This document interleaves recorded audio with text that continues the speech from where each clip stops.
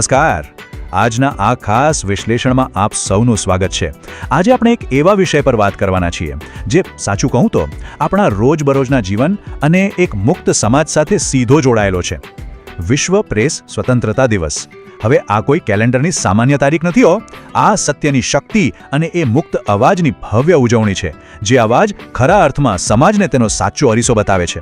તો ચાલો ફટાફટ શરૂ કરીએ અને સમજીએ કે શા માટે સત્યને જાળવી રાખવું એ આપણા સૌની સૌથી મોટી તાકાત છે. સીધા જ એક બહુ પાયાના સવાલ પર આવીએ. લોકશાહીમાં આખરે મીડિયાની જરૂરત જ શું છે? જરા એક ક્ષણ માટે વિચારો.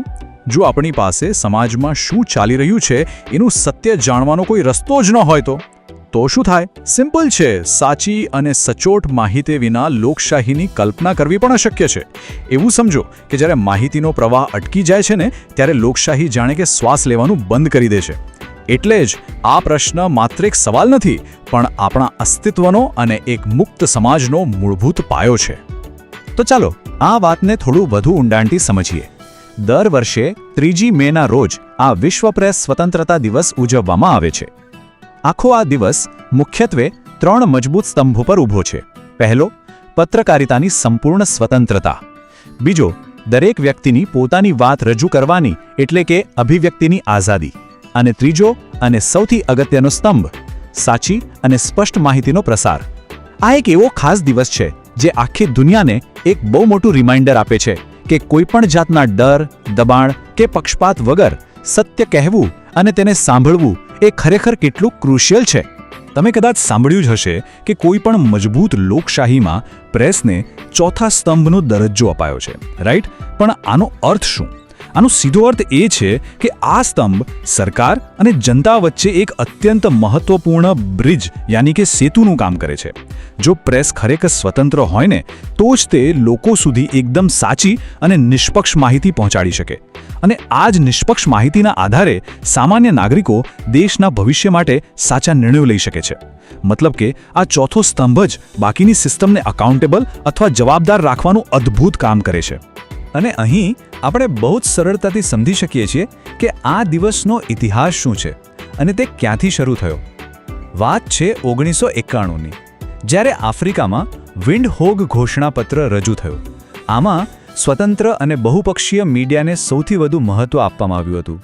એના જ આધારે 1993માં યુનાઇટેડ નેશન્સ દ્વારા 3 મેને સત્તાવાર રીતે વિશ્વ પ્રેસ સ્વતંત્રતા દિવસ તરીકે જાહેર કરાયો. આ એક બહુ મોટી ઐતિહાસિક સ્વીકૃતિ હતી. પણ એક કડવી વાસ્તવિકતા એ છે કે આટલા દાયકાઓ પછી પણ આજે પત્રકારોની સુરક્ષા માટે આખી દુનિયામાં એક સતત સંઘર્ષ ચાલી જ રહ્યો છે.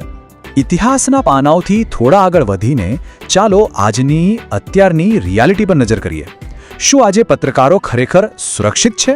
આ સવાલ સાંભળવામાં ભલે એકદમ સીધો લાગતો હોય, પણ એનો જવાબ એટલો જ જટિલ અને સાચું કહું તો ખૂબ ચિંતાજનક છે. ગમે તેવા સંજોગોમાં સત્યને બહાર લાવવું એ કોઈ નાની સૂની વાત નથી. અને દુનિયાના ઘણા દેશોમાં આજે પણ આ કામ શાબ્દિક રીતે જીવના જોખમે થઈ રહ્યું છે. આ એક એવી રિયાલિટી છે જેને આપણે ઇગ્નોર કરી જ ન શકીએ. તો ચાલો જોઈએ કે આ જોખમો આખરે કેવા પ્રકારના હોય છે. સત્યને દુનિયા સામે લાવવા માટે મીડિયા જગતને રોજબરોજ કેવા ભયંકર પડકારોનો સામનો કરવો પડે છે, જરા એ જુઓ. પત્રકારો પર સતત રાજકીય કે આર્થિક દબાણ લાવવામાં આવે છે. તેમને ખુલ્લી ધમકીઓ મળે છે અને શારીરિક તેમજ માનસિક જોખમો તો જાણે તેમના કામનો એક સામાન્ય હિસ્સો જ બની ગયા છે. ખરેખર આ જોઈને સમજાય છે કે આ દિવસની ઉજવણી માત્ર કોઈ ઔપચારિકતા નથી, પણ પત્રકારોની સુરક્ષા અને તેમના મૂળભૂત અધિકારો માટે વૈશ્વિક સ્તરે જાગૃતિ લાવવા માટેનું આ એક અત્યંત શક્તિશાળી પ્લેટફોર્મ છે.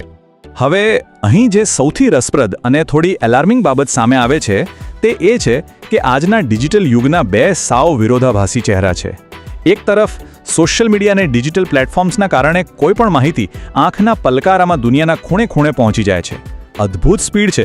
પણ બીજી તરફ આ જ સ્પીડ સાથે એક બહુ ભયાનક ખતરો પણ જોડાયેલો છે. ફેક ન્યૂઝ યાની કે ખોટી માહિતીનો ખતરો. આટલા ફાસ્ટ માહિતીના પ્રવાહમાં સાચું શું અને ખોટું શું એ નક્કી કરવું ખરેખર લોઢાના ચણા ચાવવા જેવું કામ થઈ ગયું છે. એટલે જ આજના સમયમાં વિશ્વસનીય માહિતીનું મૂલ્ય કંઈક અલગ જ લેવલ પર પહોંચી ગયું છે. તો આ બધું જાણીને સવાલ એ થાય કે આમાં આપણી શું ભૂમિકા છે? અહીં સીધું ધ્યાન આપણી નાગરિક તરીકેની ફરજ પર જાય છે. કારણ કે સત્ય જાળવી રાખવાનું કામ કંઈ માત્ર ને માત્ર પત્રકારોનું નથી. સ્માર્ટફોન વાપરનાર અને ફોરવર્ડ બટન દબાવનાર દરેક જાગૃત નાગરિકની આ જવાબદારી છે. કોઈપણ માહિતીને આગળ મોકલતા પહેલા જરા અટકીને તેને ચેક કરવી, માહિતીનો જવાબદારીપૂર્વક ઉપયોગ કરવો અને જ્યાં પણ ખોટું થતું હોય ત્યાં સત્ય માટે અવાજ ઉઠાવો એ આપણા સૌની સામૂહિક ફરજ છે. જ્યારે આપણે સૌ એક જાગૃત વર્ગ બનીશું ને ત્યારે જ ખોટી માહિતીનો પ્રસાર અટકશે અને સાચા પત્રકારત્વને બળ મળશે. અને અંતમાં આપણી આખી ચર્ચાનો અર્ક એક જ પંક્તિમાં બહુ સુંદર રીતે છુપાયેલો છે. સ્વતંત્ર પ્રેસ એ જ મજબૂત લોકશાહીનો પાયો છે. કારણ કે આખરે સત્ય જ એક સાચી લોકશાહીનું નિર્માણ કરે છે. આ દિવસ માત્ર ન્યૂઝરૂમમાં બેઠેલા લોકો માટે સીમિત નથી, પરંતુ સત્યમાં માનનારા આપણા જેવા દરેક નાગરિક માટે છે.